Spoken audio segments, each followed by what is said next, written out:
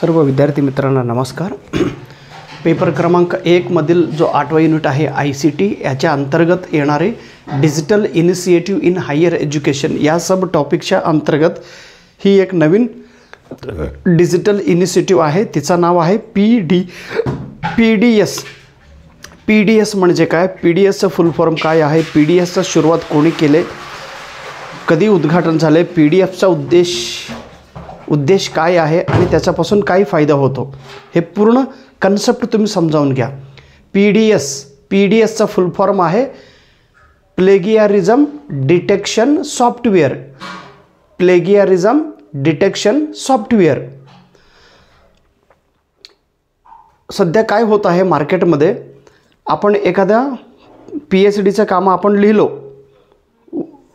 लिहिल्यानंतर आपल्यासारखंच PhD आम्ही जसं लिहिलो तेच कॉपी करून दुसरा जर व्यक्ती लिहिला, मग दुसरा व्यक्ती लिहिलेला आहे का नाही हे पाहण्यासाठी प्रत्येक युनिव्हर्सिटीमध्ये हा PDS प्लेगियरिझम डिटेक्शन सॉफ्टवेअर आहे। म्हणजे तुमचं पुस्तक हा डुप्लिकेट आहे का ओरिजिनल आहे हे तुम्हीच लिहिलेत का ह्यापूर्वी कोणी लिहिलेत, ते पुस्तक असू द्या, जर्नल असू द्या, आर्टिकल असू द्या, PhD थेसिस असू द्या, कुठलाही वर्क, म्हणजे तुमचा वर्क हा ओरिजिनल आहे का ह्यापूर्वी कोणीतरी लिहिलं असेल तेच तुम्ही कॉपी करून पुन्हा लिहिलं असेल हे पाहण्यासाठी, हे चेकिंग करण्यासाठी, हे डिटेक्शन करण्यासाठी हे प्लेगियरिझम सॉफ्टवेअर भारत सरकारच्या अंतर्गत MHRD ministry of human resource development यांनी 2019 रोजी म्हणजे 1 सप्टेंबर 2019 रोजी PDSचा सुरुवात केलेली आहे।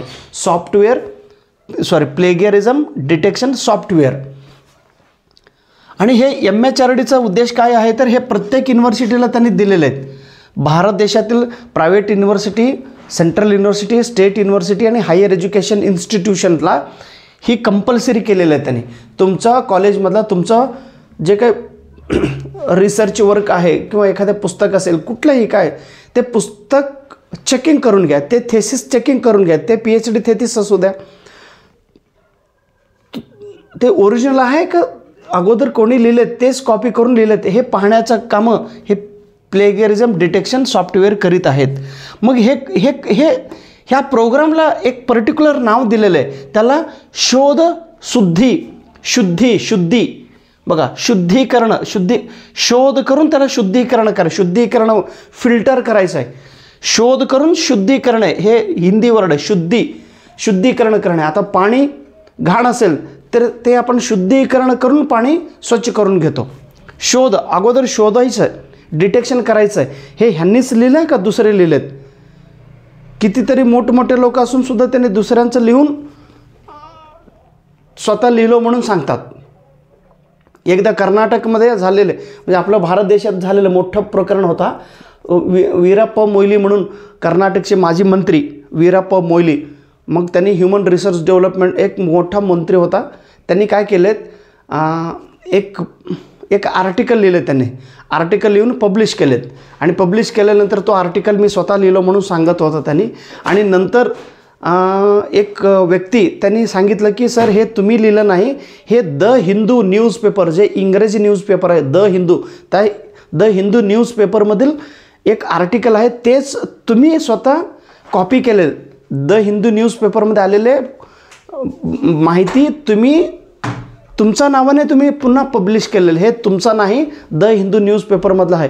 मग हे खूप मोठा गदारोळ झाला भारत देशात आणि ते कोर्टात केस गेल्यानंतर मग ते पाहणी केल्यानंतर लक्षात आलं, नंतर वीरप्पा मोइली यांनी सॉरी मागितले आणि त्यांना सरस्वती सन्मानसुद्धा मिळाले भारत सरकारकडून। म्हणजे साहित्य क्षेत्रात सर्वात मोठा पुरस्कार कोणता आहे तर सरस्वती सन्मान पुरस्कार घेतलेले वीरप्पा मोइली साहेबांनी असं एकदा केले होते।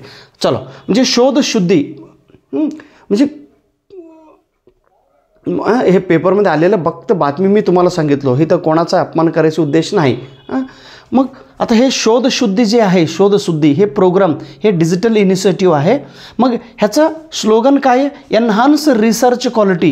हे बघा, एनहान्स रिसर्च क्वालिटी, संशोधनची जी दर्जा आहे तो दर्जा उंचावणे याचं काम आहे. To facilitate easy detection of plagiarised content in academic आणि रिसर्च वर्क.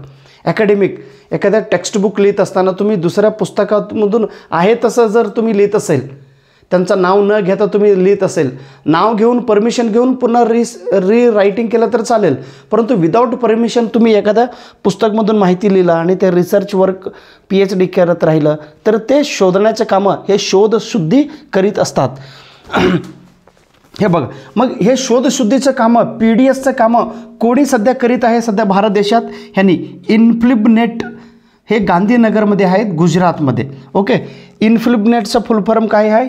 इन म्हणजे इन्फॉर्मेशन, लिब म्हणजे library, information and library network यांनी PDSवर नियंत्रण ठेवत आहे. PDSचा जो प्रोग्राम आहे ह्यांनी कंट्रोल करीत आहेत.